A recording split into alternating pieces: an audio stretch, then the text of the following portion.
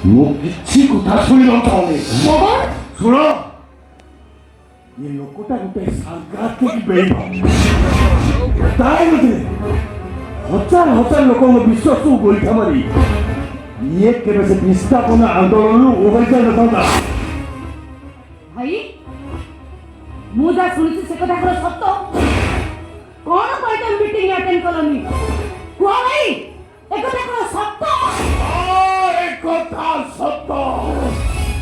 ଆଉ କୌଣସି ଦିନ ଏଠି ବିସ୍ଥାପନ ମିଟିଂ କରେଇ ଦେବିନି। ବିସ୍ଥାପନ ତୁ ଲୋକମାନଙ୍କୁ ଦ୍ରୁତ କରିବି ନାହିଁ। କାହିଁକି କାହିଁକି ଭାଇ, କାହିଁକି ହଠାତ୍ ବଦଳିଗଲ? କଣ ପାଇଁ ବଦଳିଗଲ? ମୋ ପ୍ରଶ୍ନର ଉତ୍ତର ଦିଅ। ତମ ଦେବତାର ଆସନରେ ବସେଇଥିବା ତମ ହଜାର ବିଶ୍ୱାସ ଆଉ ଲକ୍ଷେ ଭରସାର ସେ ମଣିଷ ରୂପୀ ଅମଣିଷଟାକୁ ପଚାର। କାହିଁକି ସେମିତି ଗଲା? ପଚାର। ଉତ୍ତର ଦିଅ ଭାଇ, ମୋ କଥାର ଉତ୍ତର ଦିଅ। କଣ ପରିସ୍ଥିତି ତମକୁ ବଦଳିବାକୁ ବାଧ୍ୟ କରିଛି? ଉତ୍ତର ଦିଅ ବାବୁ, ତମେ ମୋତେ ଉତ୍ତର ଦିଅ। ଉତ୍ତର ଦିଅ ମହାଦେବ ମାନସିଂ। ଏମାନଙ୍କ ପ୍ରଶ୍ନ ଉତ୍ତର ଦିଅ। ଉତ୍ତର ଦିଅ ଭାଇ, ଉତ୍ତର ଦିଅ। ଉତ୍ତର ଦିଅ ମହାଦେବ ମାନସିଂ, ଉତ୍ତର ଦିଅ।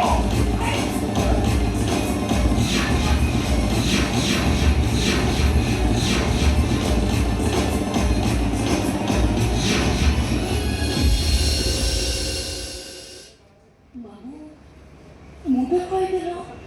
ଠିକ ଅଛି, କୁହ ବାବୁ, କଣ କହିବାକୁ ଚାହୁଁଛ? ମୁଁ ଯାହା କହିବି ମୋ କଥା ତୁ ରଖିବୁ। ଠିକ ଅଛି, ତମେ ଯାହା କହିବ ମୁଁ ତମ କଥା ରଖିବି। ଏ ମା, ମୋ ମୁଣ୍ଡ ଧରିଲେ କଣ କରୁଛୁ? ମୋ କଥା ରଖିବୁ ତ? ନିଶ୍ଚୟ ରଖିବି। ରଖିବ? ନିଶ୍ଚୟ ରଖିବି। ତାହେଲେ ଶୁଣ।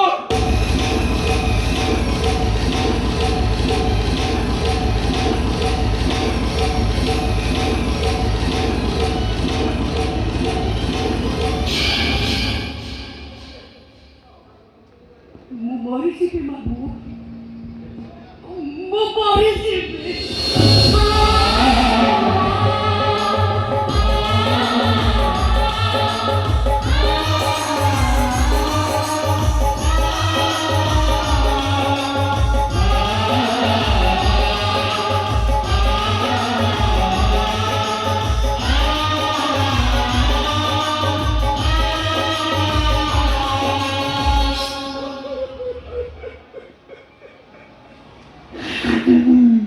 ଏ ବୁଢ଼ିଆରୀ ଜାଲରେ ଏ ମହାଦେବ ମାନସିଂଟା ଏମିତି ଛନ୍ଦି ହେଇଯାଇଛି ଯେ ଗୋଟାଏ ପରେ ଗୋଟାଏ ପାପ କରିଯାଉଛି। ଆଉ ସେ ପାପ ଧୋଇବାକୁ ମୁଁ